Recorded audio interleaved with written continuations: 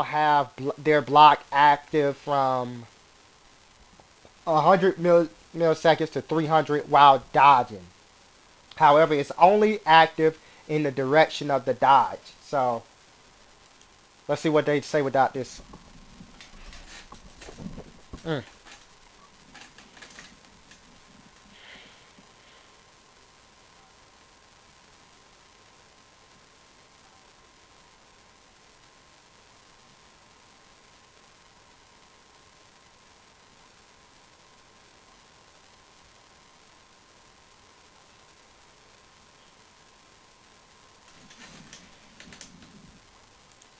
Hang on, guys.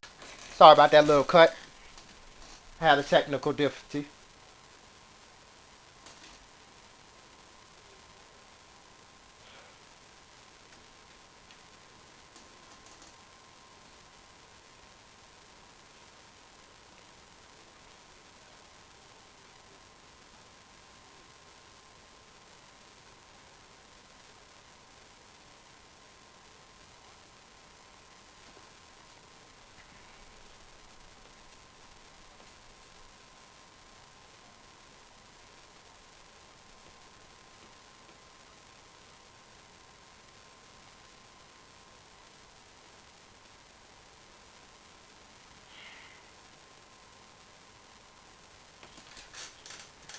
This ain't okay. So my take on this.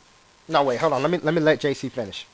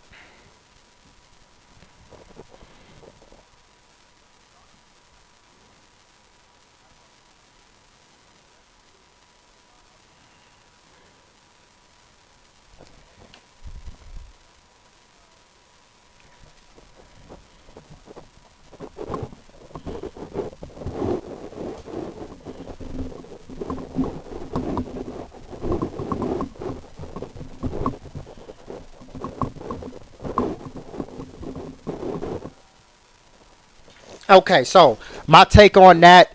That was literally designed for high level players only.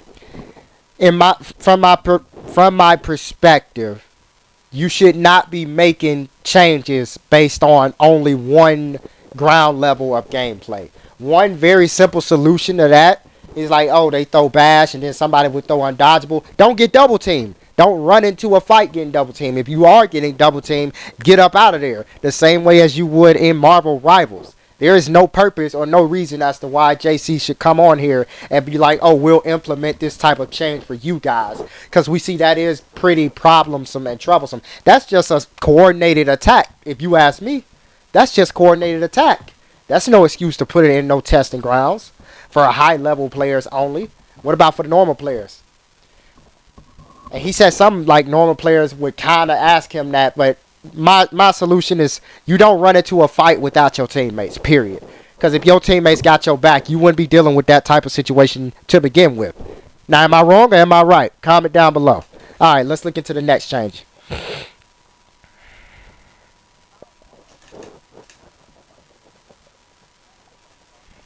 Yep. Now, this definitely helps assassins with team fights. You know how Jang Jun or Magi, specific, definitely Magi, bro. Jang Jun, Magi, all, Raider, everybody with hyper armor, right? Would love to throw externals. And if there's an assassin, they can't really external it unless they sort of dodge, in the direction, try and make that attack in the direction of a dodge, so it could be a deflect. What this does, this guarantees that as long as an assassin dodge forward, they're able to get their deflects. However, ladies and gentlemen, it's important to understand not all assassins can beat hyper armor. So, does it help assassins to a degree? It can help them avoid taking unnecessary external damage. They can just deflect. It definitely works for Berserker because Berserker can just pop somebody directly into a guard break, which could make for a ton of damage. Or you got Orochi, which can probably the easiest character, the easiest samurai assassin that can just dodge forward and break that hyper armor and cause a ton of problems. But for the other assassins, it just it basically can just help them, negate external damage, reckless external damage, not just by regular attacks but by undodgeables as well. So this is a more this is more of an advantage for an assassins. This is more of an advantage for assassins, especially Shinobi. Shinobi can just teleport and deal damage to you. So they got their benefits though. Each of the assassins have their benefits with this. But as far as Nusha goes, primarily what this does, this can help assassins dodge or deal with external pressure by just dodging forward and turning that damage into a deflect. And some assassins can benefit off of it more than others, but it's overall it's a very solid change to the assassin class.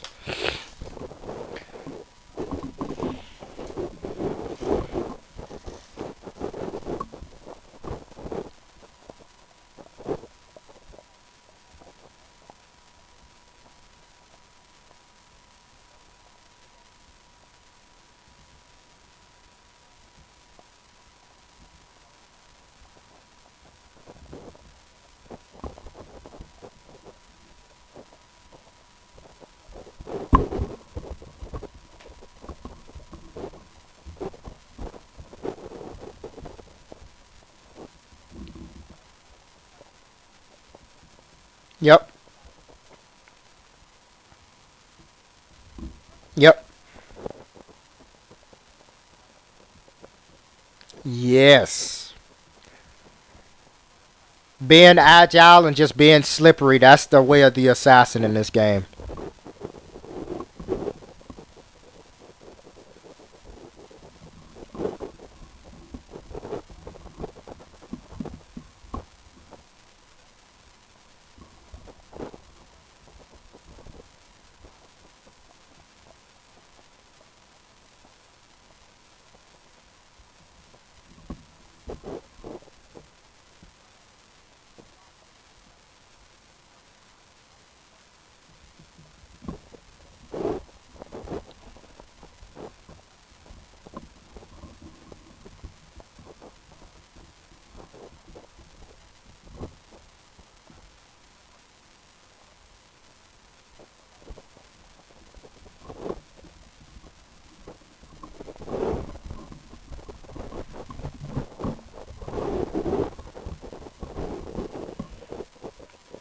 Yep.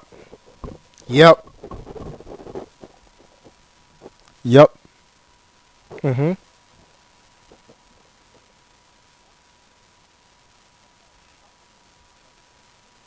Hmm. Oh, I like the water. I like that.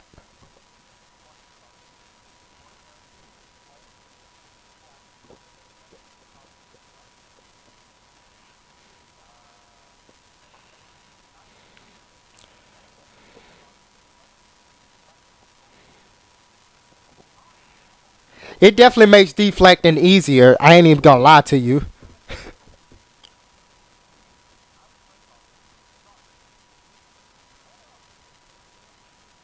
Oh, a lot. Yeah, they.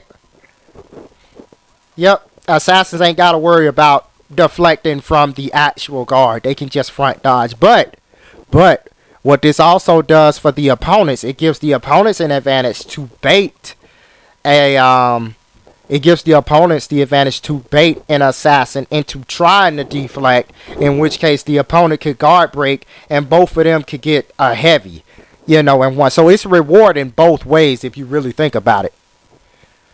If you got dumb opponents that just button mash, the assassin's gonna get rewards. If you got smart opponents that coordinate, he's gonna feint this heavy, she's gonna dodge forward, she's gonna feint this heavy, she's gonna dodge forward, he's gonna get a guard break, and from that guard break, top heavy, side heavy, or whatever double heavy they want to go.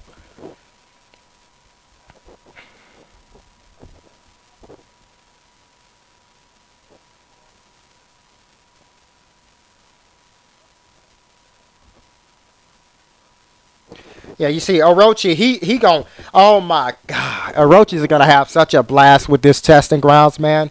They're gonna love breaking everybody's hyper armor. Orochi's definitely gonna I'm saying it now, guys. Orochi absolutely is about to be a #1 menace in Dominion, bro. Just watch. Wait, if this testing ground change go live, that is. But in testing grounds, he's gonna be #1 menace. Testing grounds start next week, by the way. Not it hasn't already started yet.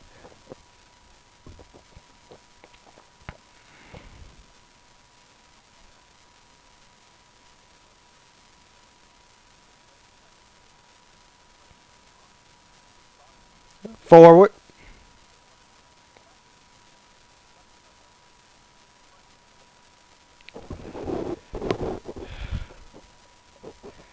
Assassins can definitely help, like easier help, like yeah, in one way you could look at it, it's a lazy way to just give assassin free deflex. However, y'all got to think about playing assassins in fours and people constantly throwing out externals you can't deal with. That almost makes assassins completely unplayable. So this is a good change.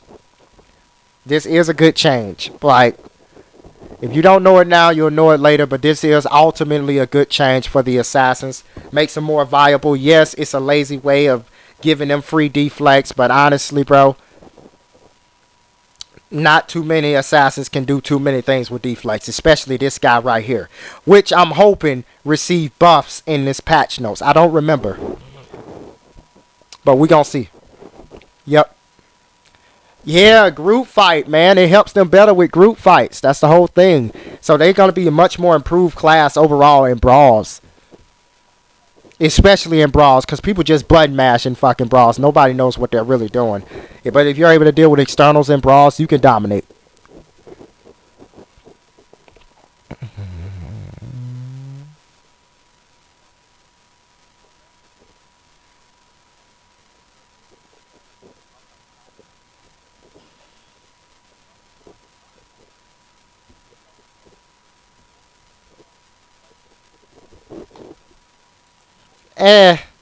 Eh, we'll see. We'll have to see about that, JC. We'll have to see. So that's it for the testing grounds. Now let's move on to the most important section in the entire Warriors Den. Patch notes.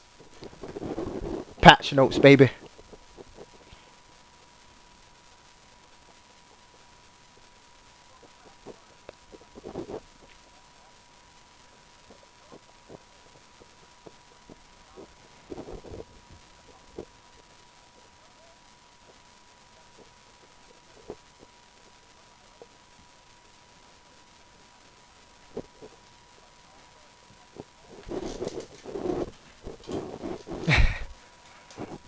All right. Come on, stop stalling, bro.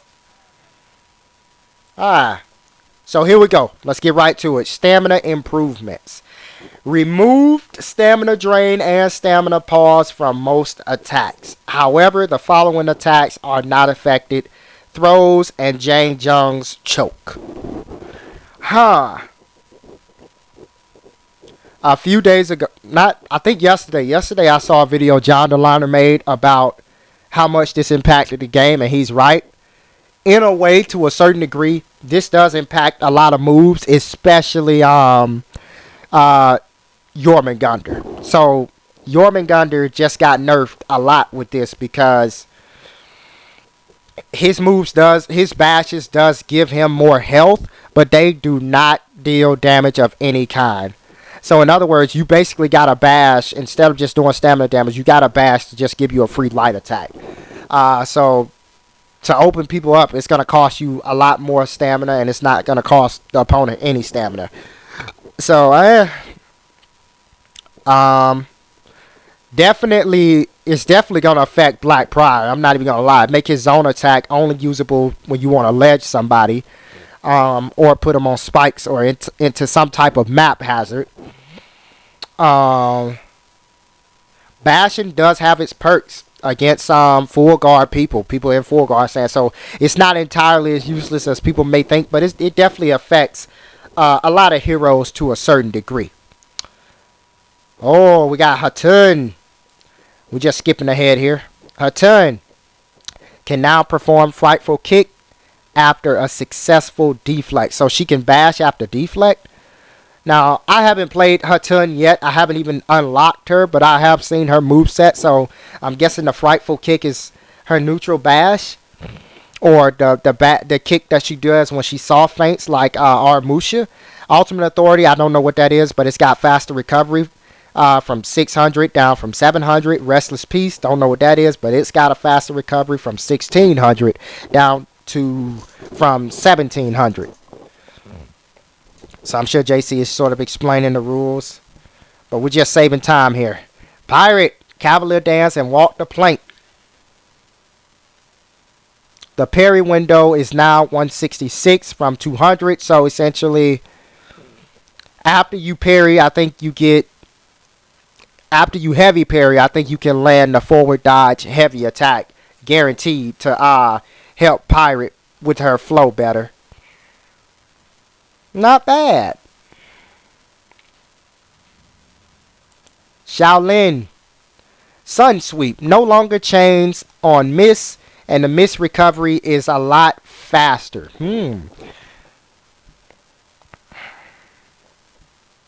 So it only no longer chains on whiff. So you can't whiff it and then go into a top heavy and force the opponent to react into a lot of different things. All right. I didn't think they touched Shaolin. I'm going to keep it real. I don't hear nothing from Shaolin. Shigoki. Headbutt. All versions no longer chain on miss. Yep, there it is. I knew this was going to get touched. It was pretty busted. I'm not going to lie. Miss recovery from front dodge version is now 600. It's a lot faster. I wonder if that means you could still guard break him, being totally honest. I don't know. I'm not sure if you still can guard break him or not, but I know there is this weird bug in the game where when Shigoki headbutts, you can hear it across the entire map, and everybody hears Shigoki in their ear. Now let's see what JC have to say about this, because I remember when I watched it Thursday, he said something very interesting. But hold on, let's see.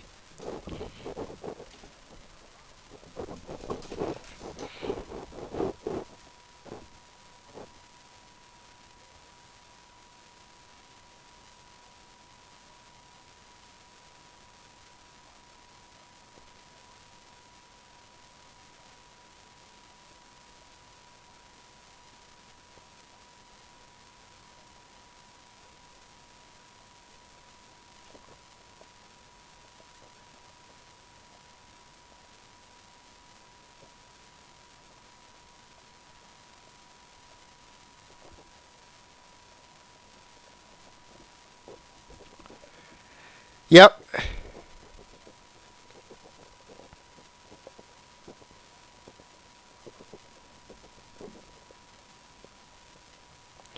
Okay, so you can't get a guard break off of it. Okay, it's fair. It's fair. Yep. Not nerf him too much. Your boy is smart. I'm telling y'all. Yep.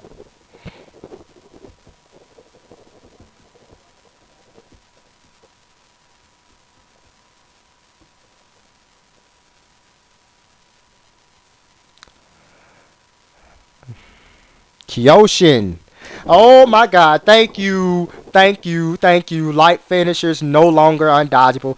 When Kyoshin first came out, this was a problem for me. And it wasn't a problem in sort of like it caused troubles.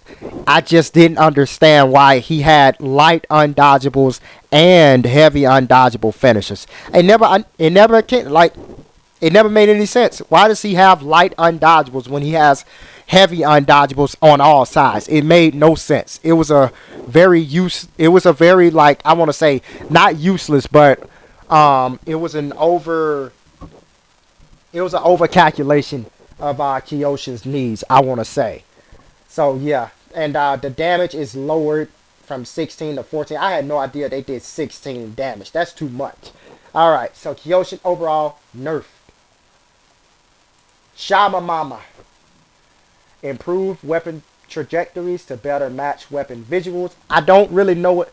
I'm guessing she got a bigger hitbox, because there would be times where I would delay my heavy finishers. You can see it in my shaman montages, I believe, my mega montage. There'll be times where I would delay the heavy finisher to catch a dodge attack, and even though they would dodge exactly as I predicted, I don't catch them. So hopefully, I guess this means she has bigger hit boxes on her heavy attacks, light openers, chains, finisher, heavy openers, chains, and finishers, sprint attack, zone attack. Yeah, everything has a bigger hit box for Shama Mama. That's basically what that is. And ladies and gentlemen, I believe that's all. Yeah, that's gonna do it, ladies and gentlemen. That's gonna do it for the Year 9 Season 2 Warriors Den. The new Season 2 has kick-started. Once again, this Thursday. It's Saturday as of this recordings. And I hope everybody is able to just hop on. Now, here's what aggravated me. It's been about 7 Warriors Dens, and we have yet to see them touch Afira and her recoveries. So apparently the devs after about 7 Warriors Den, they have yet to change Afira and her busted recoveries. Which means, even though it's a new season, Afira still remains the safest character to play in the game. She cannot be punished for anything, and the fact that more and more Warriors Dens keep passing by without the devs addressing this, man, it's ridiculous. It's ridiculous. The weapons are okay, a little bit too much on the reutilized designs. Not enough uniqueness. Well, not uniqueness, but variety, I want to say. A lot of the shields are just copied and pasted in different ways. The converted map. Hey, it's a new Dominion map for y'all Dominion lovers, but I'm a Breach guy. I don't really, but you know, it's nice to know that when I come back to Dominion, you know, it's a fresh map to play on. Not too bad. The patch notes, I'm alright with most of them. I am, except the fact that they did not address Afira. So, for the 7th or 6th Warriors Den in a row, Afira's problems with her recoveries have yet to be adjusted, and she still remains the safest character to play in For Honor right now. So, yeah, hopefully that gets addressed. Like, that's the main news that I look for. That's the main reason I'm reacting to these Warriors Den. It's not just for title update purposes, but it's to see if Afira is getting nerfed so that I can actually play her. Because, you know, I play all the characters, but I don't play Afira due to that reason. She's way too safe. Nothing feels rewarding because the character is already rewarded. You know, with any correct read she makes, she can just get free heavy attacks. She can light parry out of her cartwheels and front flips and stuff. She can't be guard broken when she does her kick bash. Like, it's too much going on with Afira that needs to be addressed. And they just removed the headbutt option from Goki, which made Goki like the second safest character in the game to play, being totally honest. It made Goki the second favorite, I said second favorite. The second safest character to play in the game, because it was hard. It was really hard to punish the headbutt, like almost impossible. But Afira, completely unpunishable, and it's disappointing to see that she has not yet been addressed. And that's the main news I look forward to, more than just new heroes in these Warriors Den. But yeah, guys. Other than that, Warriors Den, it's all right. But the new season has started. I will be trying to post more For Honor. I know I've been inside of like the variety of everything with Nintendo and Lego games and stuff like that. But I will be trying to push out some more For Honor content for you guys, because that is the main game on the channel. However, have not really been pushing it out like it's the main game, because I've been focusing on all the other games. But anyways, that's going to wrap it up, ladies and gentlemen. Thank you guys for taking the time to check out the video. I will see you guys in the next video. Peace.